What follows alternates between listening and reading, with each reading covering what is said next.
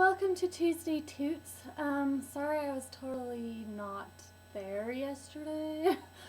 It was a busy day. The kids were home from school and my husband's, I just ran up the stairs.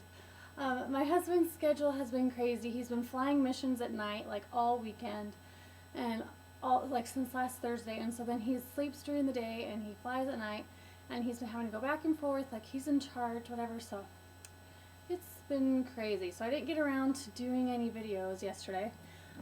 But today is just a really quick, totally simple idea to keep your makeup brushes out of your makeup bag and away from bacteria, and to keep them upright and easily accessible on your counter in your bathroom or wherever you do your makeup.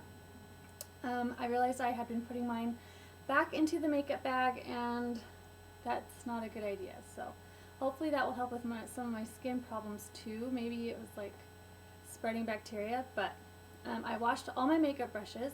Little tip, I had a little, what do you call it, just a little sample packet of the Purity facial cleanser from Philosophy, and I was using that last year, and that's really nice stuff. But it's an amazing makeup brush remover cleanser. I just put a little bit on each brush and I washed it under the sink, and you could just see all the makeup, just all the blush and all the whatever, just totally dissolve, and then my brushes were all soft by the time they dried. So good little tip if for some reason you happen to have that kind of facial cleanser. But I just saw, I've seen on Pinterest and I've seen on blogs and different things that people do. They put rocks or different things in a jar and then they stick all their makeup brushes in it. And I was walking through Walmart getting something else, and I saw by the crafts section there was sand and pebbles, and so I thought, oh, I already had a glass jar at home, and I thought I could put my makeup brushes in that, and so I just got some sand and I got some pebbles and I just put them inside, because at first I tried it with just the sand, and then all the bottom of my makeup brushes, they were all like cake, like chalky, and I was afraid that each time I would take it out that there would be tons of sand everywhere. So I nixed that idea and I decided to put the pebbles, because it was easier. They go in and out of the pebbles so easily, and they stick and they stay in place and they don't fall over, and it's just so cute. Like, there's all these different kinds of pebbles, whatever colors you want. And my husband, this was sitting on the counter, and he was like, how much did that cost? And I was like, under $5. Thank you very much. So yes, I think like the pebbles were $2 and the sand was $2, and it was over by all the craft stuff in Walmart. But I'm sure you can find them anywhere. If you don't have a glass jar or something big, like with a big opening, you can put them in a mason jar, I think would work. I'm sure you can find them at the dollar store, just any kind of container that you want to use if you want to show through, you know. But anyway, just a cute idea. It keeps all my brushes in place. It's really nice to have. It's very easy to get my brushes, and I'm keeping them upright. I'm not putting them back in the bag, so I'm not spreading bacteria or letting them get more different makeups or bacteria on them. So that is my little Tuesday toot. I thought that was a good little idea, and it's perfect for putting on your bathroom counter or whatever, and hopefully it'll help with my skin problems. But speaking of skin ideas, there's some little home remedies and home concoctions that I've been trying. One is a baking soda and orange juice mask, and what you do is you get a tablespoon of real orange juice. Now you can have like this that I buy at the store all the time. I didn't have an orange. I'm sure a real orange would work the best, but this is 100% fresh squeezed orange juice. It's not concentrated, it's not pasteurized or anything weird like that. So, oh, it is pasteurized. I meant it's not concentrated. So get as close to 100% orange juice, real orange juice that you can. You need a tablespoon of orange juice and a tablespoon of baking soda. Yep, baking soda. It's a good exfoliator. And so you mix those two together, and then you spread it all over your face, and you can even, that should be enough for 2 applications, because you just kind of need a thin layer. Or if you want to put it down your neck and décolleté too, that's what I did. So then it's just enough for one application. But you leave it on for 20 minutes, and it is very tingly the first few minutes, so try not to scratch it off or anything like that. But as it's drying, make sure you're not eating or talking because you're going to crack it. So leave it on for 20 minutes. At the end of 20 minutes, you massage it gently on your face, and then you just wipe it all off with a washcloth. And afterwards, your skin's kind of redder, so be aware of that because of the vitamin C, and it just was exfoliated and all that stuff. So, but it does go away. It doesn't last. It goes away, and my skin was so soft and it was glowy. And the next day, I realized like all my little pimples and stuff I'd been having problems with were a little bit lighter. They didn't disappear, but they were a little bit lighter, and I really liked it. And I thought it was refreshing, and it's so cheap, and it's things that I'm sure you probably already have at your house. And so I think that's a great mask to do at least once a week for sensitive skin. Maybe you could do it a couple times if you have a little bit tougher skin, but I would say maybe just once a week, and it really cleans down into your pores. And so cheap, easy mask idea. Orange juice and baking soda. Gotta love it. And then the other thing I've been doing to cleanse my face is an oil cleansing method. And you're gonna think it sounds crazy because you're like, oil on your face, that's gonna break you out. But actually it doesn't. It does the opposite, because oil dissolves oil. Water does not dissolve oil, which I didn't think about until I was reading more about this method. And it's true, because water and oil don't mix. So water doesn't dissolve the oil on your face, which is making you break out and all those things. So like dissolves like, just science and chemistry. So you're gonna think this is really weird. And when I read it, I thought for sure that she didn't mean castor oil, but yes, castor oil. But castor oil is odorless, so it's not like you're gonna have some weird smelling funkified stuff on your face. It's odorless. So it's castor oil and extra virgin olive oil. And I always use extra virgin olive oil, but sometimes I buy like the cheap brands and stuff if I'm just cooking or whatever.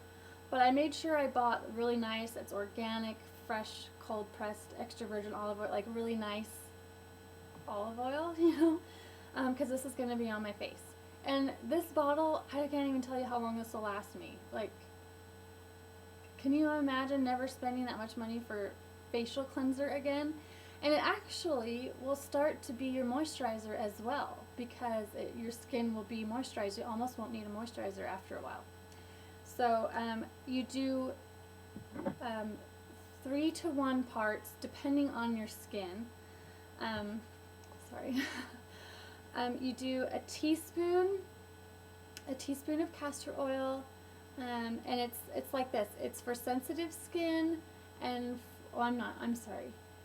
for acne prone skin and oily skin, do 3 tablespoons castor oil to 1 tablespoon olive oil. So it's always 4 parts, but it's either 3 to 1 or 1 to, so 3 teaspoons castor oil to 1 teaspoon extra virgin olive oil if you have really oily skin. And then you can kind of increase, and you can try and see what works. And after a while, I tried that at first, and then my skin was starting to dry out a little bit too much, like in some patches. So I don't have just strictly oily skin. I have dry skin too, so I have kind of combinations. So I decided to do 2 and 2.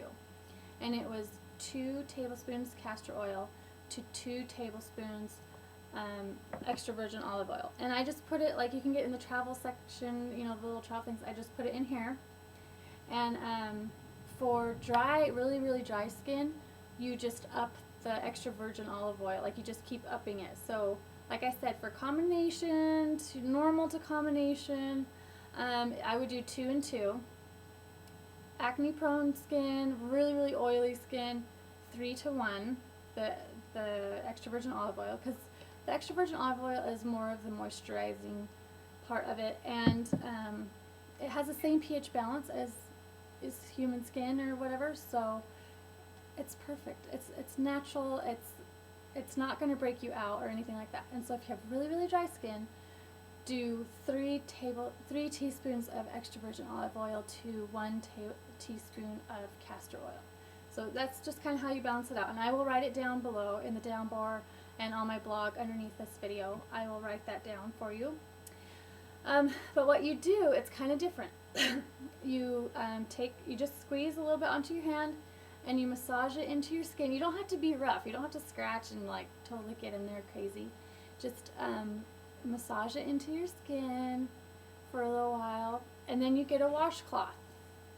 And you get it as hot as you can. I mean, don't scald your face, but most tap water faucets, it can't get like so hot. So get it pretty warm to hot, and then you squeeze out just a little bit, so there's a lot of it's not, you don't want it dripping down your face, but you put it over your face like this and you just let it steam, and you let it stick. You keep that on your face and you let it steam your face in the oils until it is about room temperature, till it starts to cool off, and you can feel it when you're breathing through it that it's starting to cool off. And the washcloth gets about room temperature, and then you just wring it out afterwards in the sink like this, and then you just wipe off all of the oil. And it's really not that much. You can feel like it's like seeped into your skin. And so when you wipe it off, it's not like you have tons of oil on your face anymore because it's steamed a lot of it out. So you just wipe it off. And then, oh, I forgot to show you, but I have been afterwards as a toner kind of thing, I've been using witch hazel, which I found it's over by like the antiseptics and by like Neosporin and the Band-Aids. It was over there in Walmart. But witch hazel is a natural astringent, and so after I've been doing that, I've been wiping my face down with a cotton ball and witch hazel. So I will write that down as well underneath, so that you know the products I was talking about. But my little skin patches, I mean, this, I don't know if you can see that, that's finally going away. And the little skin patches are starting to go away as well. One thing you have to, I've been doing this for almost a week, and the first day, like the next day, I got a really big pimple, and I was like, oh my gosh, this isn't working. But the other stuff was starting to go away already. So I think what happens is it just draws out all of the impurities. It draws out all the gunk that's in your face. So if you break out the first few days, I would say that's probably normal, but after that, I don't think it's very normal. You should see that it's starting to go away, that the little problem areas are starting to dry up and diminish. But it's been working great for me so far. I'm excited and hopeful. I don't want to say I'm ecstatic and this is it just yet. I still have to see. It's only been about 6 days, so I will have to see. But how cheap is that? How wonderfully natural is that? And it's just cheap. You don't have to go buy $40 cleanser or $15 cleanser or whatever. It's working, and it's natural, and it's a good process for your skin, and it's easy, and you feel kind of pampered, and you can tell your skin is just soft, and I feel like it's just in a good place right now. So I'm excited. I'm rambling. This is taking forever. I'm so sorry. I hope you stuck around to see what I was talking about. But anyway, so keep your makeup brushes up. Try the simple tutorial, like simple thing of just putting some rocks in there and sticking all your brushes in there so you can keep the bacteria off. Try the orange juice and baking soda facial mask, and see how you like it. And try it, once a week for a couple weeks and see how you like it and how your skin reacts and improves. And then the same with the oil cleansing method.